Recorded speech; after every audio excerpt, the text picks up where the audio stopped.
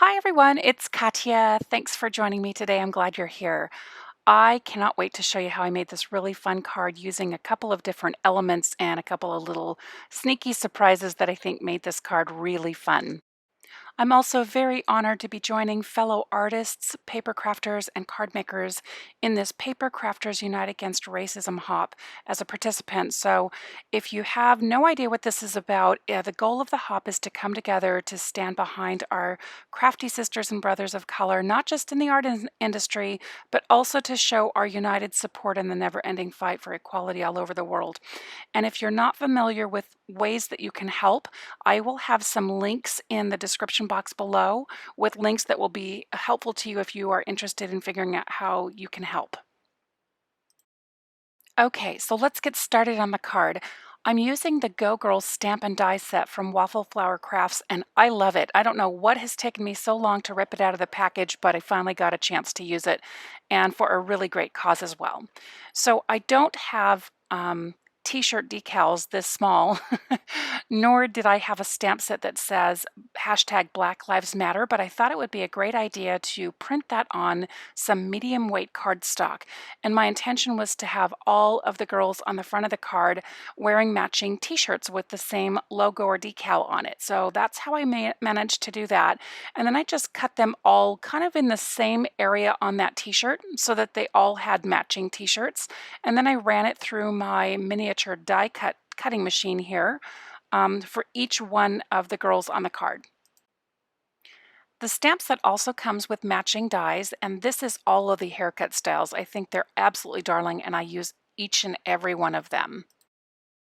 Now, with the haircut dies that come included in this set, they don't have an oval face shape. They have that in the stamp set, but I wanted the face shape to be oval, cut in an oval. So I wound up using this other one from my stash, and I found the perfect size oval that would fit and be perfect for their faces. So that's what I used. So this is just another example of not giving up. So what I mean by that is look through your stash and maybe you have a die that will work that you just have to modify slightly to get it to work with your project. And some of you may know that in one of my recent videos, I show that I am a huge fan of taking thinner cardstock, like 65-pound cardstock, and adhering it together either with glue or a tape runner and then die cutting it because it makes your cardstock a little bit more substantial. And I did that for each one of these cardstock pieces that you see here. Doubling up thinner cardstock together with glue or tape runner and then die cutting it makes those intricate dies really easy and manageable to handle, especially when you're working with intricate die cuts. So give it a try. So next I'm going to be using the matching stamp set. I'm going to be using the shoulder portion, if that's what you call it. And I just pointed out the glasses. I'm going to be using round glasses, but I'm going to be using the die cut on each one of those instead of stamping them in color because I have a great idea and I can't wait to show you what I do there. Now this shoulders stamp set is perfect and it lines up directly with the t-shirt die cut, but I wanted it to sit behind, so I trimmed off by cutting on the inside portion of those lines for each one of the skin tones that I've chosen here. And then just to show you, when I take the scissors, I'm cutting directly on the inside of those lines because I really want that to be hidden by the t-shirt. I want the t-shirts to be the star of the show. Okay, now I have all my dies completely cut out, and here's my favorite hack. Instead of using glossy accents, I'm using 4 different pieces of colored cardstock, and I'm working on a piece of release paper. And on the back of that, I have some adhesive tape. And what I'm doing with those is putting on some mask or packing tape, some clear packing tape, because I want those sunglasses frames to be very shiny. Now, I have to admit, this is one of those wacky ideas that popped into my head when I was trying to think of different ways to make paper cardstock be shiny without having to wait for glossy accents to dry, or another type of glossy type medium that you're using on top of some of your die cuts. And this is one of the ways to do it. So I'm using a bone folder to really make that super shiny and adhere really well. And I'm going to be taking the frames of the glasses, and each one of my gals are going to have completely different shiny sunglasses. So I'm going to run those through my little die cut machine. I'm going to give you a couple of tips if you try to use clear packing tape on cardstock. I recommend using thinner cardstock. I have tried it with the thicker and it really is a challenge to go through, and even just by adding it to thinner cardstock, you'll find that that clear packing tape gives your paper a lot more stability in the end anyway. So I don't know what it is about this die set, but it just makes me giddy. I just love how these are coming together. And I noticed that when I had some of the hair designs cut out, the space on the side of the cheeks really actually looked like it needed to have some hair in the back. So I just put a piece of cardstock in the back to cover up that white space. And this girl here needed a little bit of a hair trim because her hair was too long and cutting off the logo on the t-shirt. So I decided to give her a trim. Now I'm using the Catherine Pooler Samba ink to give them all matching lip colors, and they just look so cute. I had so much fun stamping this. I was a little bit dangerous though in the fact that I had already adhered the faces directly to the neck and the t-shirt portions, and I used a little bit of foam tape underneath to kind of give them a little bit of dimension. So I was worried that if I didn't get the correct placement, I was going to kick myself for not making sure that I had everything aligned. But I just pressed down and that ink is so perfect, and they all turned out really, really cute. So now I'm going to adhere the sunglasses, and you can't see very well because they're kind of tiny, but each one of those frames now have the clear packing tape on them, so they're all pretty shiny.